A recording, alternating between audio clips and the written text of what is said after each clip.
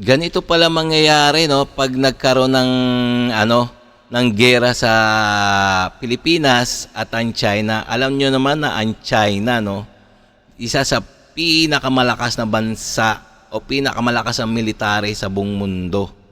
So, meron silang mga nuclear missile. In case na magkaroon ng bagsakan tayo ng nuclear missile ng China, ito pala mangyayari. Alam nyo naman na ang nuclear missile, isang bomba lang to, matutunaw na ang bansa. So, ang China meron yan. Alam nyo naman na ang Pilipinas at ang China ay mainit naglalaban tungkol sa West Philippine Sea. Sana nga sana nga hindi. Sana nga malutas sa mapayapang sa mga mapayapang pag-uusap, no. So kung bago ka pa lang sa aking channel, guys, please like and subscribe na lang muna sa ating YouTube channel bago tayo mag-umpisa. And also, syempre, paki-subscribe kay Literacy Corner. So sa kanyang video itong ating bibigyan ng reaction, no. Reaction video, comments and komentaryo and suggestion. Pwede rin kayo mag-comments diyan. Okay, no. Umpisa na natin kung paano matunaw ang Luzon, ang Pilipinas pag binagsakan tayo ng nuclear missile ng China.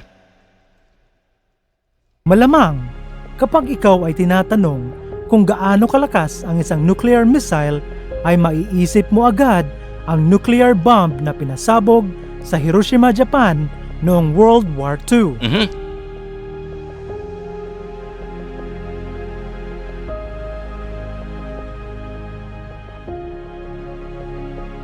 Ayan na. Pero sabi ng mga eksperto, mahigit 100 beses daw na mas malakas ang nuclear missiles ngayon kaysa sa nuclear bomb na pinasabog sa Japan noon. Pero, napakalakas pala ngayon, no? Yung mga bagong nuclear missile ngayon ng mga malalakas na bansa, napakalakas pala, no? ano nga ba ang basihan natin kung gaano kalakas ang 100 beses? Para magkaroon ganong kalakas, no? 100 beses ang lakas nito nung panahon ni yung mas malakas pa yung binagsak sa Hiroshima, Japan, no? Okay, diretso pa natin. Tayo ng educated guess, ipagpalagay natin na sa Quezon City ibabagsak ang nuclear missile kung saan maraming mga tao ang abala sa kani-kanilang pamumuhay.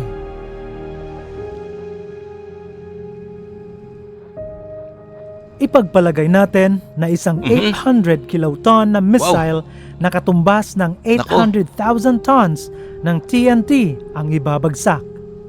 Wow, nakakatakot talaga, no? Malamang ito ay papasabugin mga kalahati o 1 kilometro ang layo sa ibabaw ng target para ma-maximize ang damage. Nako. Sa pagsabog nito, ito ay maglilikha ng isang bolang apoy o fireball na may init na 100 million degrees Celsius. 4 o 5 beses pang mainit ito kaysa sa core o loob ng araw, at ito ay aabot hanggang 2 kilometers ang laki. Wow, sobrang init pala nito once na sumabog. Nakakatakot talaga. Well, hindi mo naman talaga makikita ang fireball na ito dahil sa sobrang liwanag nito ay mabubulag ka ng ilang oras, but for explanation purposes, amin itong ipinapakita sa video na ito. Ang mga tao, hayop, gusali, at mga bagay na nasa loob ng 2 kilometers ay agad-agad mawawala na para bang tubig na ibinuhos sa nagbabagang kahoy o metal. Nako.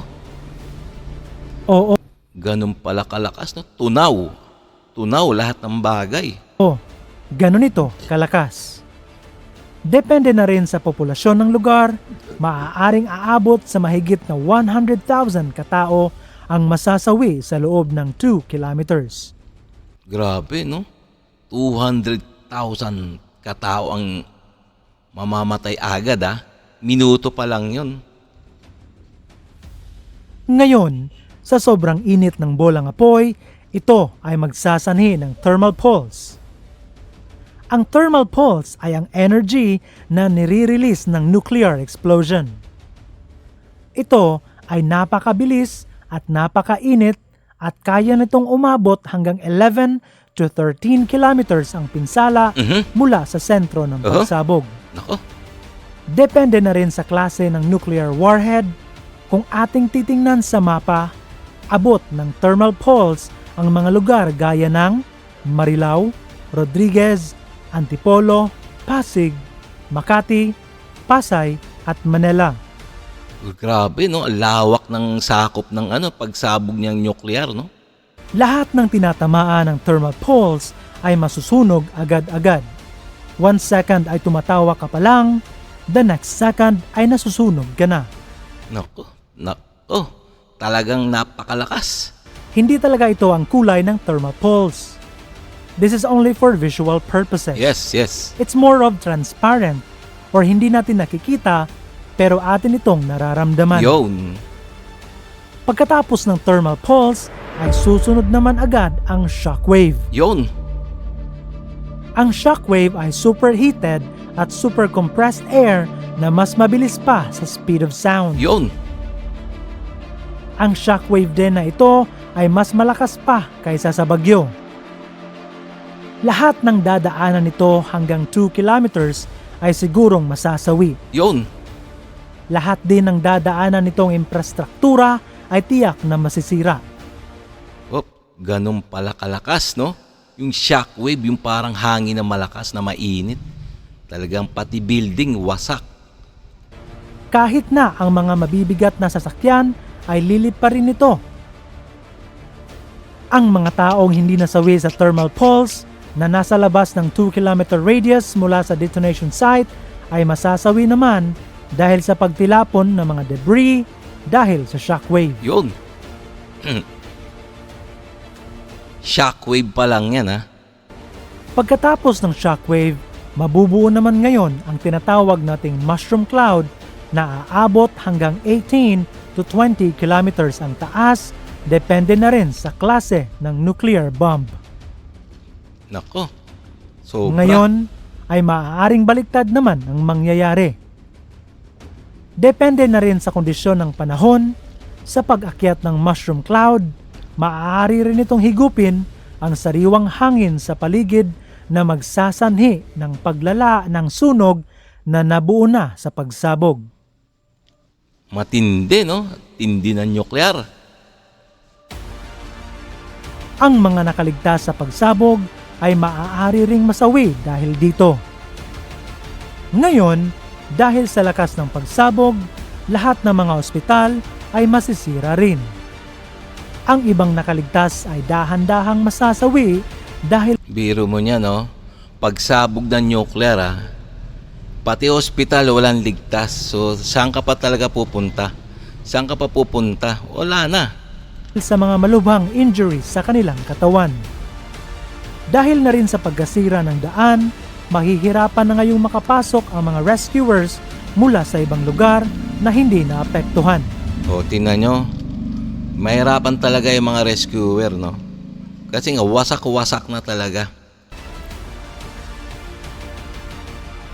At kahit man may daan, hindi handa ang Pilipinas sa malubhang radiation.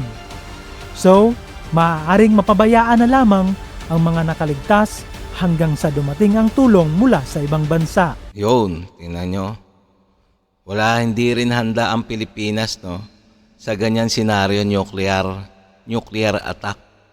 Kasi nga, wala tayong mga kagamitan, wala tayong kagamitan para sa mga tinamaan ng nuclear explosion. Ngayon, pagkaraan ng ilang araw, gaya ng nangyari sa Japan, ang mushroom cloud na umakyat sa atmosphere ay maaaring magsanhi ng tinatawag nating black rain. Itong ulan na ito ay highly radioactive, kaya ito ay delikado para sa lahat ng tao. Grabe, lilikha ng ulan na may radioactive. So pag tinamaan tayo ng ulan na yan, ayun, isa rin mga delikadong components niyang nuclear. Nako. Ngunit, hindi pa rito nagtatapos ang lahat dahil sa susunod na mga araw o buwan ay ang epekto naman ng radiation ngayon ang magiging kalaban ng mga taong nakaligtas mula sa thermal pulse at shockwave. Ang mga taong na-expose sa radiation ay maaaring magka-cancer o leukemia. Nako. Tinatayang aabot sa mahigit na 500,000 katao ang masasawi mula sa pagsabog ng nuclear missile at pagkamatay dahil sa cancer o leukemia dahil sa radiation. Ganon karaming mamamatay, no? Sa radiation, sa radiation. So magkakaroon ng mga iba't ibang klaseng sakit ang mga tao. Ang numerong ito ay maaaring mabawasan sana kung magtatayo o gagawa ang mga tao ng nuclear bomb shelter. Pero ito ay imposible dahil hindi lahat ng tao ay makaka-afford nito. Yes, tama. Yung bunker sa ilalim ng lupa, hindi wala talaga tayo niyan. Hindi tayo handa ang Pilipinas sa ganyan. Ating makikita na hindi kaaya-aya ang dulot ng pagsabog ng isang 800 kiloton nuclear missile. How much more kung ang papasabugin ay ang 100,000 kiloton Nako. or 100 megaton nuclear bomb na Tsar Bomba na ginawa ng Soviet Union noon.